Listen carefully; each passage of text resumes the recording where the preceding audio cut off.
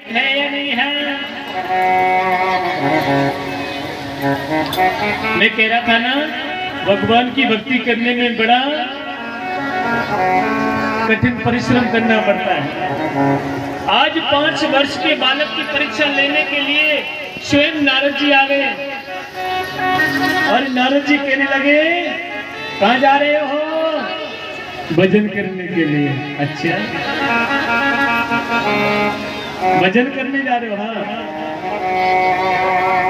ठीक है, भजन करने जा रहे हो। ये बताइए, घर में कितनी बार खाना खाते थे? घर में कितनी बार खाना खाते थे? 5 वर्ष का बालक होता है ना, तो घर में कितनी बार खाना खाता है ये तो उसकी माँ जानती है। 5 वर्ष के बालक ध्रुव ने क्या कहा, घर में तो मैं 5 बार या 6 बार खाता था, हैं? पर लेकिन अब सुनो, देवर्षि नारद कह रहे, उस वन में जंगल में माँ नहीं बैठी है तुम्हारी जो तुमको बार बार में खाना खिला देगी, हैं? चले जाओ वापिस घर। जवाब दिया 5 वर्ष के ध्रुव ने, जब दांत नहीं तब दूध दियो, अब दांत दिए कछु और भी देगो। देवर्षि नारद, भले मैं मेरी माँ के पास 5 बार खाना खाता था, पर लेकिन अब मुझे कोई चिंता नहीं है? क्योंकि अब तो मेरे दांत हैं। जब एक छोटा सा बालक जन्म लेता है माँ के गर्भ से, उसकी चिंता वो खुद नहीं करता, उसकी चिंता तो वो करता है, जन्म होते ही दूध का निर्माण वही कर देता है। ना माता को चिंता रहती है, ना पिता को चिंता रहती है, सबसे ज्यादा चिंता मेरे गोविंद को रहती है। देवर्षि नारद मुस्कुरा गए, कहने लगे, अच्छा इसका मतलब भक्ति में करने का कुछ मन में ठान के आया है? ऐसा सुंदर जवाब दे भक्त।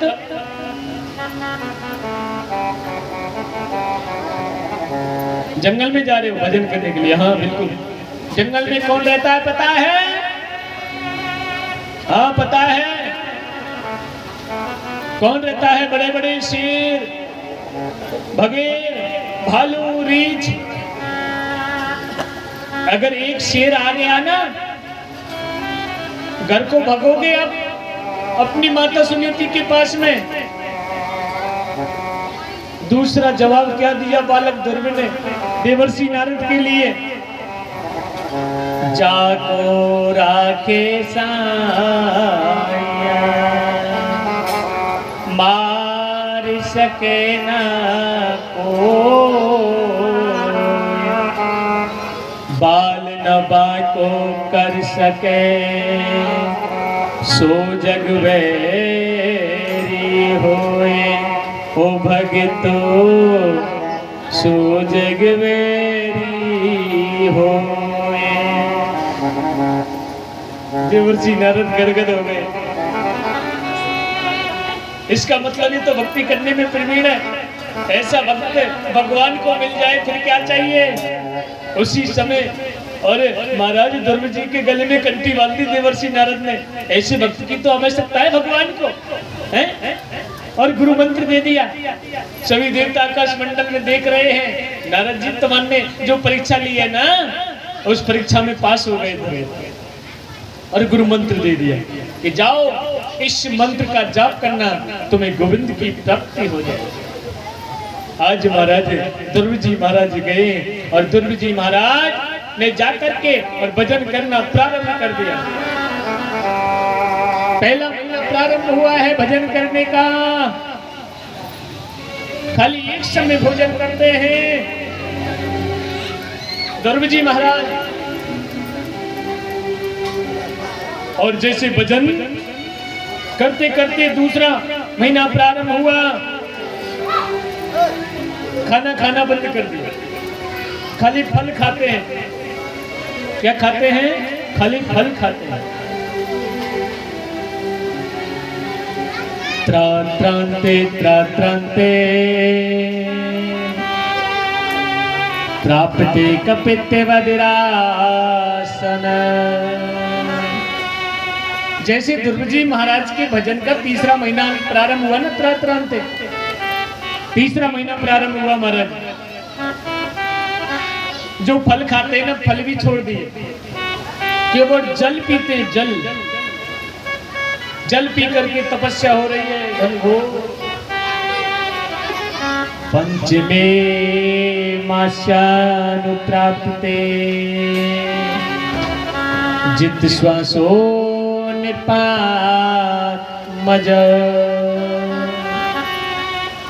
और जैसे ध्रुव जी महाराज का 5वां महीना प्रारंभ हुआ भजन का, जल पीना भी छोड़ दिया। किसका आहार करते हैं? वायु का आहार करने लगे। वायु, अब तो महाराज जैसे वायु का आहार करने लगे बालक ध्रुव, एक पैर से एक अंगूठे से खड़े हैं, एक पैर से एक अंगूठे से वायु का आहार करने लगे। जल छोड़ दिया, अन्न छोड़ दिया, फल छोड़ दिया, फूल छोड़ दिए, केवल वायु का आहार करते हैं। और जैसे वायु का आहार करने लगे, सभी देवताओं को सांस लेना दुर्लभ हो गया, प्राण अमृत रहने लग गए। देवताओं को सांस नहीं मिल रही है, प्राण अमृत हो गए। सभी देवता घबराने लगे, चिंतित होने लगे, ये क्या हो रहा है? गोविंद जल्दी जाओ, तुम्हारा भक्त ऐसा आया है जिसने सांस लेना दुर्लभ कर दिया, जल्दी से दर्शन दो। अगर आप नहीं जाए ना, अगर आप नहीं गए ना, तो पता नहीं क्या हो जाएगा। एक बात बोलूं, मेरे गोविंद भक्त के दर्शन करने जा रहे हैं कि दर्शन कराने जा रहे हैं? बोलो, क्यों जा रहे हैं? दर्शन करने जा रहे हैं। मेरे गोविंद दर्शन करने जा रहे हैं भक्त के। ऐसा भक्त मेरा जो दर्शनार्थी है, जो दर्शन के लायक है, आज दर्शन करने के लिए गए हैं। और मेरे गोविंद ने कहा, देव विधानु भगवान प्राणिरोधम चराचरस्य। बेटा ध्रुव, तूने सभी देवताओं को सांस लेना दुर्लभ कर दिया। ऐसा मेरा प्यारा भक्त मुझे मिल गया है, मैं तेरा दर्शन करने आया हूँ, जल्दी से आंखें खोल। बालक ध्रुव ने आंखें खोली और आंखें खोलते हाथों में शंख चक्र गदा पद्म से सुसज्जित मेरे गोविंद खड़े सामने। 5 वर्ष का बालक कैसा होता है? हाथ में देख ले ये सब, भयभीत हो जाता है कि नहीं हो जाता है? ऐसी आंखें खोली, हाथों में शंख चक्र गदा पद्म देखे, एकदम से देख करके नेत्र बंद कर लिए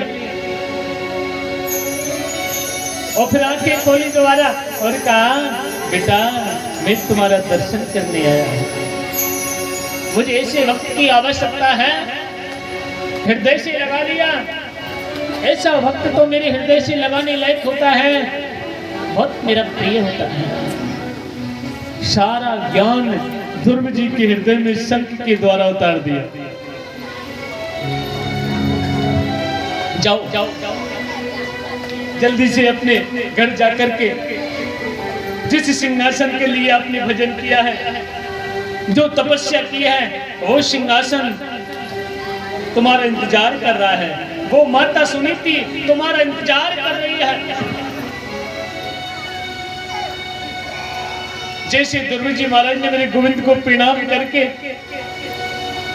और सीधे अपने घर की ओर वापस चलने लगे महलों की तरफ, और राजा उत्तानपाद के महलों के सामने दरवाजे पर दोनों माताएं खड़ी हैं। दोनों माताएं कौन कौन सी? सुनीति और सुरुचि।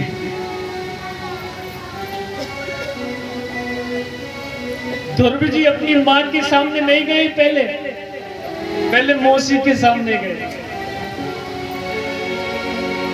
और सबसे पहले मौसी को प्रणाम किया, दंडवत किया, चरणों में बैठ करके है प्रणाम करना और एक साष्टांग करना। साष्टांग जानते हैं ना? आजकल तुम्हारी तरह ऐसे ना है, गुरुजी के पास में गए, खड़े खड़े साष्टांग करना, दंडवत करना, बैठ करके दंडवत करना।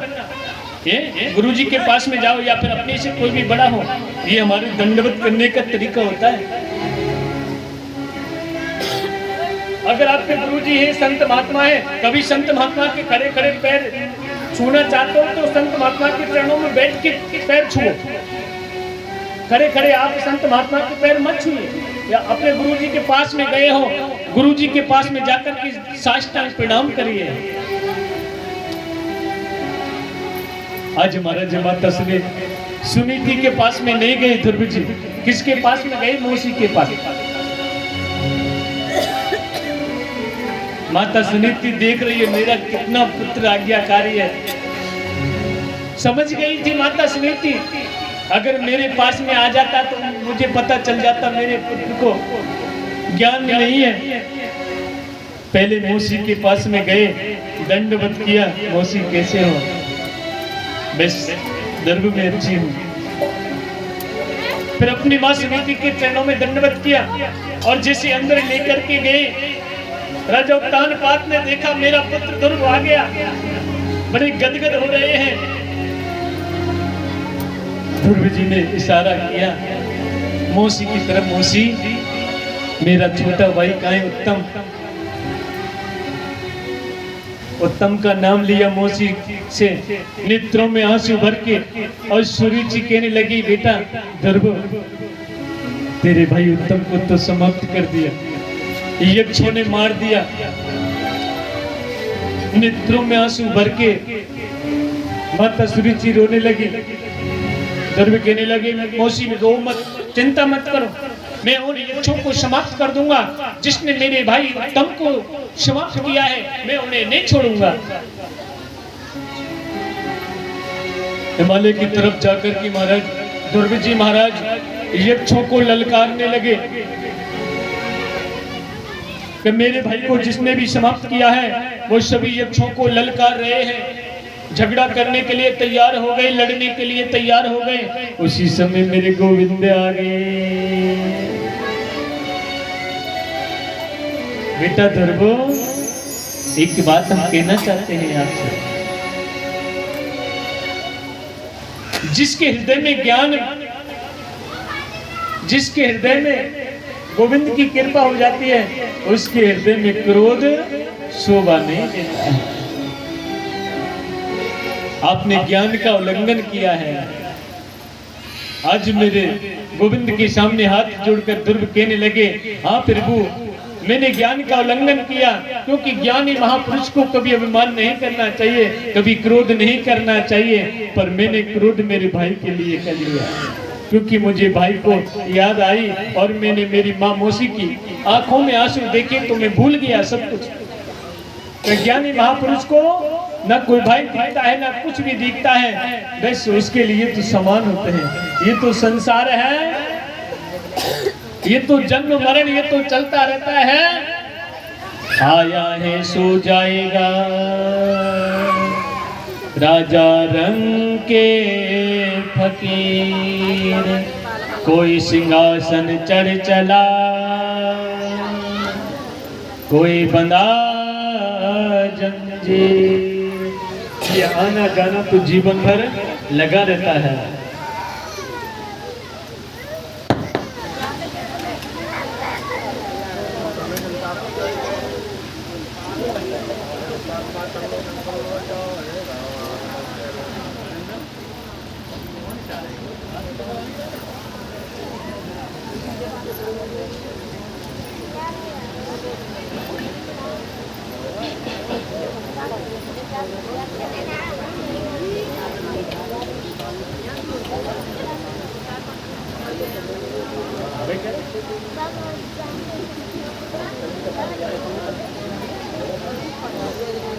जय जय श्री। अब तो आवाज कम है, घर की याद आ रही है। पौने 4 बजे। हाँ कोई बात नहीं है। आज महाराज देखिए, और जैसे ही ध्रुव जी को समझा दिया और कहने लगे, कभी ज्ञानी महापुरुष को क्रोध नहीं करना चाहिए। ध्रुव जी के पुत्र उत्कल हुए, उत्कल के पुत्र अंग हुए, और अंग के महाराज बेन हुए, और बेन के हुए पृथु, पृथु के हुए अविर्वादन। कितना बड़ा वंश है राजा उत्तानपाद का। उनके भाई प्रियव्रत, प्रियव्रत का थोड़ा सा वर्णन सुनाता हूँ क्योंकि कथा का समय होने को जा रहा है। प्रियव्रत की एक समय सूर्य नारायण से ठन गई कि आज मैं संसार में अंधकार को नहीं रहने दूंगा। सूर्य के पीछे सूर्य के समान रथ को तैयार करके ध्रुव जी महाराज ने, प्रियव्रत ने, और सूर्य के पीछे दौड़ाना प्रारंभ कर दिया। अब तो महाराज प्रियव्रत ने 7 परिक्रमा कर डाले, और वो 7 जो परिक्रमा करी थी सूर्य के पीछे दौड़ करके, वो 7 ही परिक्रमा 7 समुद्र बन गए जो रथ के पहियों से बने। कौन कौन से समुद्र? एक के समुद्र, क्षार समुद्र, मदिरा का समुद्र, घी का समुद्र, दूध का समुद्र, मीठे समुद्र, खारा समुद्र। प्रियव्रत के पुत्र अग्निद्र हुए, अग्निद्र के पुत्र नाभि, और नाभि के हुए ऋषभदेव। ऋषभदेव जिन्हें जैन संप्रदाय कहते हैं। जैन संप्रदाय जानते हैं ना, जैनी। हाँ, और ऋषभदेव के महाराज 100 पुत्र हुए, 100 पुत्र, और 100 पुत्रों में से सबको बुलाया, और ऋषभदेव ने पूछा, बेटा ये बताओ ये शरीर तुम्हारे लिए क्यों मिला है? कोई कहने लगा नाचने के लिए, खाने के लिए, सोने के लिए, हैं सुंदर वस्त्र पहनने के लिए, सुंदर संगीत सुनने के लिए। 2 4 10 थे, उन्होंने कहा भगवान का भजन करने के लिए। ऋषभदेव ने उसी समय कह दिया कि भगवान का भजन करने के लिए मिला है। उसी समय 89 पुत्र प्राप्त हो गए, भजन करने के लिए चले गए, और ऋषभदेव भी चले गए। 89 पुत्र, 11 पुत्र रह गए थे, और उन 11 पुत्रों में थे भरत जी महाराज। कौन थे? भरत। भरत जी कहने लगे, जब मेरे पिताजी चले गए, मेरे भाई 89 चले गए, तो मैं क्या करूंगा? मैं भी भजन करने जा रहा हूँ जंगल में, वन में। और एक बार प्रेम से बोलो राधे राधे, ऐसे ना बोले जय जय श्री राधे। मेरे पास में कछु ऐसी इंफॉर्मेशन आई है, हाँ यहाँ में कछु लिख हैं, तो पहले मेरी बात सुने मेरी भैया। ये कथा कहाँ है रही है? कहाँ है रही है? हाँ तुमसे तो कह रहा हूँ, वैसे मैं दादा को सुना रहा हूँ। समस्तपुर में हनुमान जी के मंदिर में, और इस सवन की कथा है रही है पूरे गांव वाले की। ये हमारे महात्मा जी की कथा ना है, तुम जो जान रहे महात्मा जी करा रहे हैं हमारे बाबा हैं। बाबा तो हमारे बड़े दयालु कृपालु हैं जो भागवत करा रहे हैं, पर सबसे बड़ी दया तो बस्ती माता की होगी। हाँ अब तो कछु दया भाई ना है, 3 दिन है गए, सूखे सट सर्राटे चलने मेरे प्यारे हैं। वैसे मैं परसों कलश यात्रा है रही ना, तो गांव में तो बड़ी जोर कलश यात्रा हुई। मैं तो कह रहा हूँ बड़ा जोर, बड़ो तगड़ो गांव में। अच्छा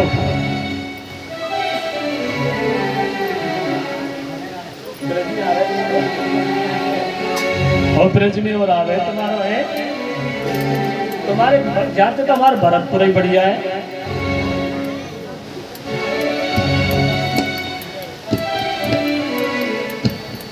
सही में भैया, मैं झूठ बोल रहा हूँ ना, तो तुम्हें भैया उनको पूछ लेना।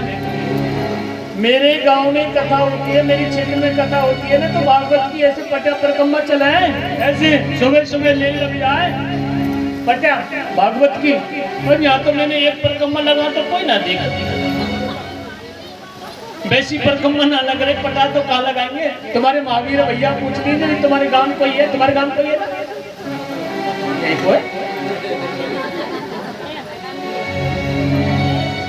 हाँ देख पूछ लेना भले हैं। और तुम्हें ना तो दीपक जला दिया, मैं शाम को खाना खाने आता हूँ हैं, और देखा तो महाराज कोई ना, हमारे दादाजी 2 4 5 बैठे थे, ना दीपक जले और ना कोई परिक्रमा। कोई बात ना है, कोई बात ना है, बताओ 3 दिन तो निकल के चारों निकल जाएंगे आंख बीच के। और मैं कहने को मतलब ये मेरे दादा अब 3 दिन है गए, अब 4 दिन बाकी रह गए। और मैंने आपके पहले कह दी जो अच्छे दिन होते हैं जल्दी निकल जाते हैं, पता नहीं चलेगा कि 7 दिन कब निकल गए। 4 दिन रह गए जाते कछु दानी दाता जो चुपचाप छिपके बैठे के। हाँ कछु डायरी में नाम आवे तो हम बोल दे माइक पे भैया फलाने के नाम पे दान आयो है, फलाने के हैं। हमारे जो कमेटी वाले हैं, जो भी मंडल है या फिर हमारे महात्मा जी हैं, उनके पास में डायरी है, दानी दाता आकर के अपना नाम लिखाएं। और जो भी भगवान ने जिस लायक आपको बनाया है, धर्म की बेल सदा हरी होती है। दान करने से दान बढ़ता है, धन बढ़ता है। दान करने से धन घटता नहीं देखा, ये तो आप भी जानते हैं।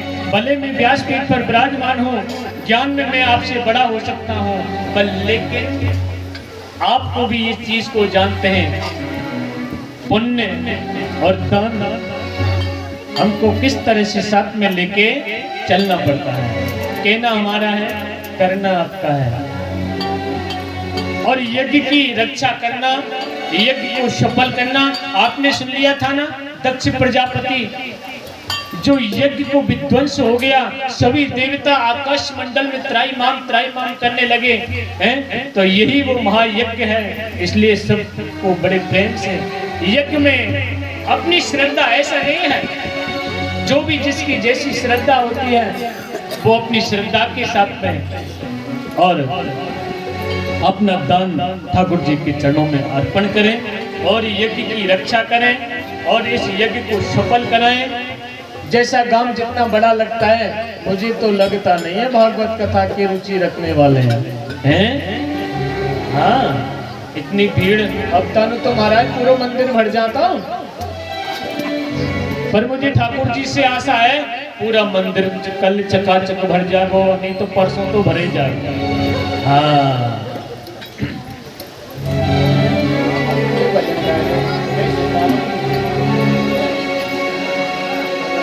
तो देखिए मैंने आपके लिए बता दिया है।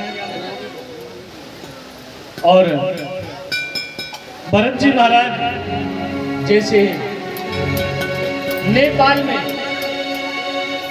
दामोदर कुंड कहाँ है? दामोदर कुंड नेपाल में, जहां से गंडकी नदी का प्रादुर्भाव होता है।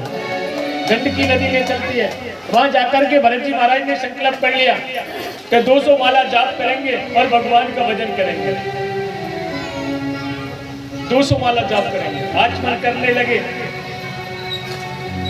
शालिग्राम कहां से लाते हैं? गंडकी नदी से। गंडकी नदी से लाते हैं नेपाल में, दामोदर कुंड में से। तुलसी का पौधा लेना और दामोदर कुंड में डाल देना। शालिग्राम जी नीचे से आएंगे और तुलसी से चिपक जाएंगे, वो सच्चे शालिग्राम कहलाते हैं। जिसका भाव होगा, अगर वो मन से लेके आएगा, तुलसी के साथ में शालिग्राम उठ करके आ जाएंगे। अब तो भरत जी महाराज ने संकल्प कर लिया और महाराज 200 माला करेंगे। अब तो एक हिरणी आ रही है दौड़ के, हिरणी के पीछे एक शेर दौड़ रहा है और शेर हिरणी के पीछे आ करके और महाराज बड़ी जोर से दहाड़ लगा रहा है। वो हिरणी गर्भवती है और जैसे ही उस हिरणी ने उस समुद्र में आकर के छलांग लगाई, जैसे छलांग लगाई, शेर ने जोर से धार लगाए। शेर की धार से और प्रसव की पीड़ा से उस हिरणी का गर्भ उस नदी में गिर गया और हिरणी जब उस पार गई, हिरणी का प्राणांत हो गया, मर गई। अब तो महाराज उस दृश्य को देख रहे हैं भरत जी महाराज, हिरणी का बालक नदी में गिर गया, ये मर जाएगा, ये समाप्त हो जाएगा, क्या करूं। उसी समय गए भरत जी महाराज, उस हिरणी के बालक को लेकर के आगे निकाल के लाए और उसकी बड़ी लालन पालन कर रहे हैं। 200 माला जाप करने का संकल्प लिया है ना, वो तो सब छूट गया। धीरे धीरे हिरणी के बालक को बड़ा कर रहे हैं भरत जी महाराज, और हिरणी के बालक का नाम रख दिया राम भोला। क्या नाम रख दिया? राम भोला। कहीं भी जाते हैं ना भरत जी महाराज, राम भोला को साथ में लेके जाते हैं। आइयो रे राम भोला, बैठ जा रे राम भोला, जल पी ले राम भोला, खा ले राम भोला। भले ही वो जीव है, भले ही वो जानवर है, पर लेकिन भरत जी महाराज का और उस हिरण का ऐसा लगाव हो गया, ऐसा लगाव हो गया। एक भी दिन भरत जी ने भजन नहीं किया। एक समय भरत जी महाराज का अंत समय आ गया, और अंत समय आते आते आते आते सोचने लगे, जब मैं चला जाऊंगा तो मेरे राम भोला को कौन जल पिलाएगा, कौन घास खिलाएगा, इसका कौन ध्यान रखेगा। ऐसे सोचते सोचते और भरत जी महाराज का देहांत हो गया। और आपको पता है, जिसका जीव अंत समय में जहाँ पर रह जाता है, उसे उसी जीव में आना पड़ता है। भरत जी महाराज का दूसरा जन्म हिरण में हो गया। हिरणों के साथ में रहते हैं, ना हिरणों के साथ में घास चढ़ते हैं, ना पानी पीते हैं, अलग ही अलग रहते हैं। आज हिरण बन के आ गए भरत जी महाराज, और महाराज कुछ समय के बाद में और बांस के जंगल में आग लग गई, सभी हिरण भाग गए। भरत जी ने सोचा, भाग के क्या करना है? हिरण बन के आए हैं, इसलिए देह को जल्दी से त्याग देना चाहिए।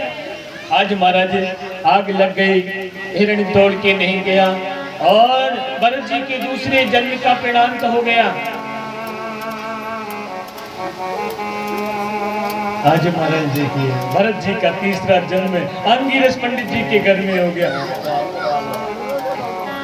तीसरे भरत जी का जन्म अंगिरस पंडित जी के यहाँ पर हो गया। एक बड़े भाई और भरत जी से अंग्रेज पंडित जी ने कहा, सत्यनारायण की कथा याद करके लाओ, कल मुझे सुनाना। पिताजी ने पूछा दूसरे दिन, याद की सत्यनारायण की कथा? भरत जी महाराज ने मना कर दिया, नहीं की। दूसरे दिन पिताजी ने कहा, ग्रह शांति याद करके लाओ। भरत जी समझ गए, अब तो पंडिताई करने का काम संभालने वाले हैं।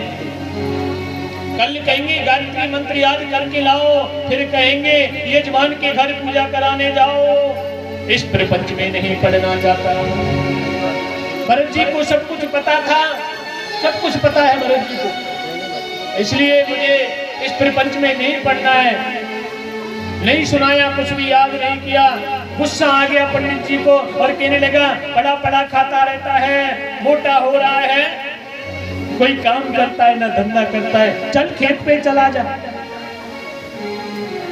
भरत जी को खेत पे भेज दिया। चिड़िया आती है, बाजरा खा जाती है, और भरत जी चले गए और बड़ी जोर से बाजरा पकड़ाए महाराज भरत जी के खेत में। सब चिड़ियाओं को बुला रहे, भरत जी महाराज आ जाओ भैया। सबके खेतों में से उड़ करके चिड़िया आ गए और भरत जी के खेत में लग रही है महाराज। और महाराज देखा पंडित जी ने, अरे ये भैया पूरे गांव के खेतों में से चिड़िया उड़ करके मेरे खेत में कैसे आ गई? और जाकर के देखा पंडित जी का पुत्र भरत बुला रहा है, आ जाओ मेरे खेत में खाओ, कहीं मत जाओ। एकदम से गुस्सा आ गया पंडित जी को और कहा, तू पागल है, तू बड़ा है,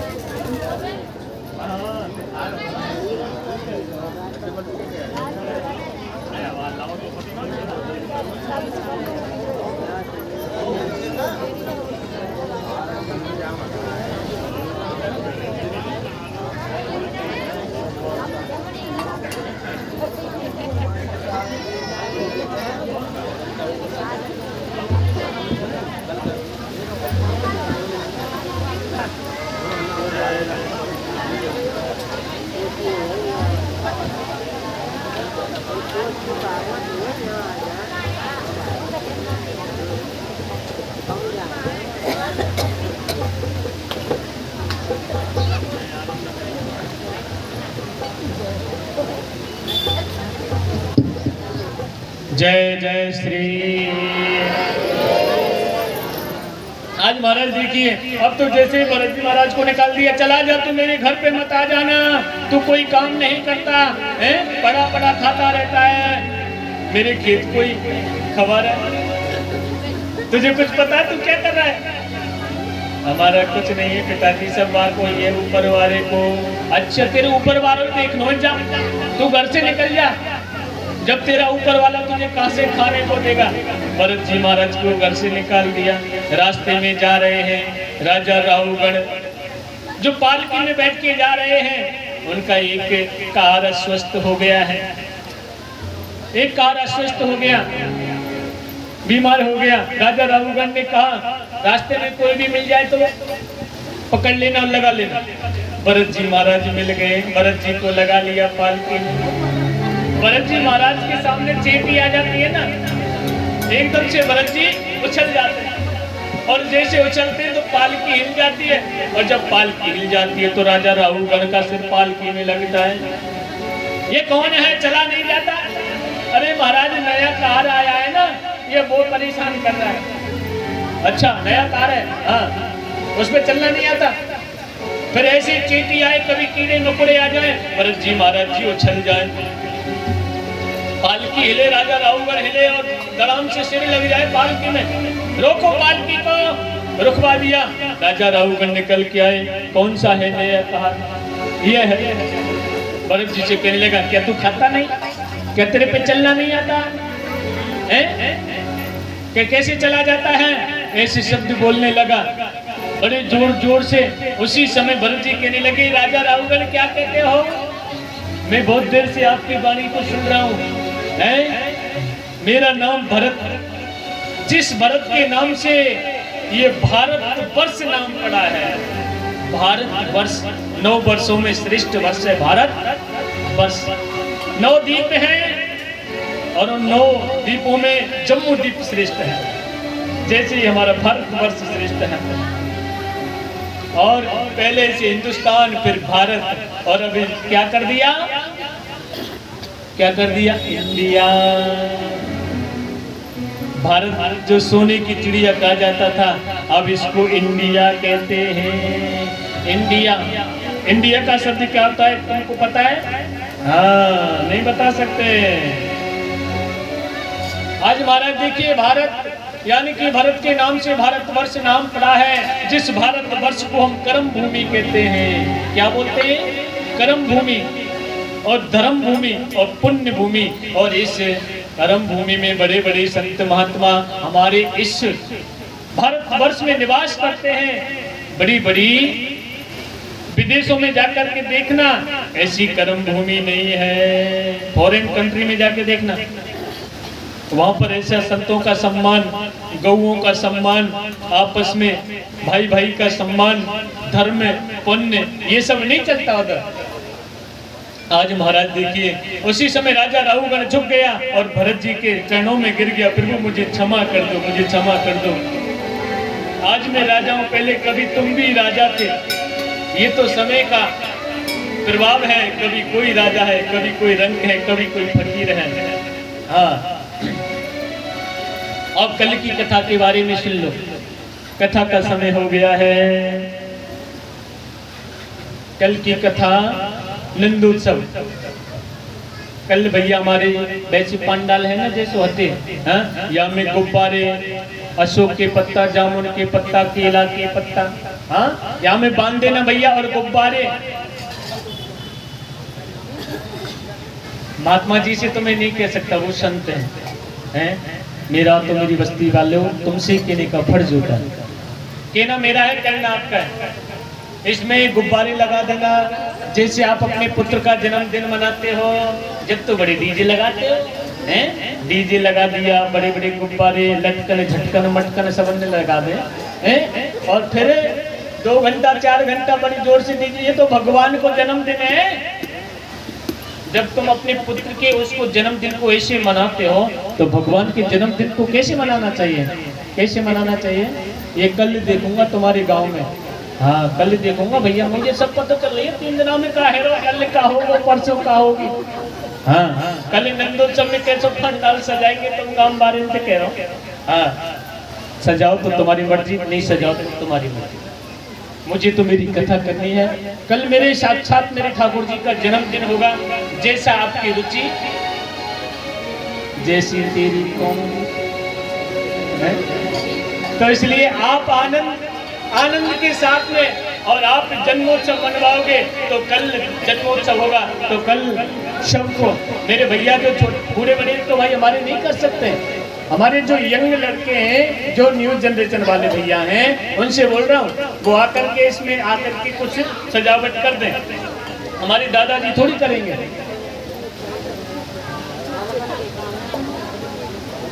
और कोई के लाला को जन्मदिन हुआ ना कल गांव में, है बड़े सौभाग्य की बात है। वो पंडाल सजवा दे तो बहुत अच्छी बात है। अब उत्तिष्ठ गोविंद, उत्तिष्ठ गोविंद, मैया खड़ी है, जाओ आरती के लिए। पंडित जी आरती की तैयारी करो। और देखिए पंडाल के पीछे कोई खड़ा नहीं रहेगा।